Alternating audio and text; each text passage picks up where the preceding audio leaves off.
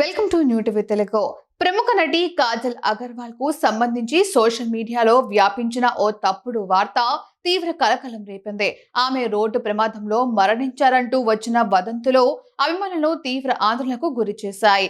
ఈ ప్రచారంపై తీవ్రంగా స్పందించిన కాజల్ తాను సంపూర్ణ ఆరోగ్యంతో క్షేమంగా ఉన్నానని స్పష్టం చేస్తూ పుకార్లకు తెరదించారు. కాజల్ రోడ్డు ప్రమాదంలో మరణించారంటూ సోషల్ మీడియాలో వార్తలు వేగంగా వ్యాపించాయి.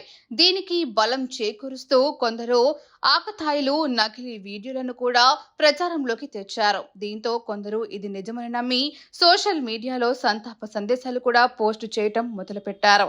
ఈ ఫేక్ న్యూస్ తన దృష్టికి రావడంతో కాజల్ స్వయంగా తన సోషల్ మీడియా ఖాతా ద్వారా స్పందించారు. నాకు యాక్సిడెంట్ అయిందని, నేను ఇక లేనని కొన్ని నిరాధారమైన వార్తలు నా దృష్టికి వచ్చాయి.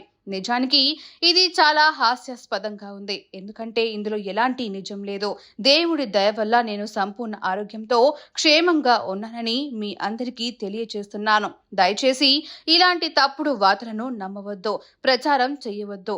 మనం సానుకూల దృక్పథంతో నిజం వైపు ఉందాం అని కాజల్ తన పోస్ట్ లో పేర్కొన్నారు. వ్యాపారవేత్త గౌతమ్ కిచ్లును 2020లో వివాహం చేసుకున్న కాజల్ అగర్వాల్ 2022లో నీల్ అనే బాబుకు జన్మనిచ్చారు.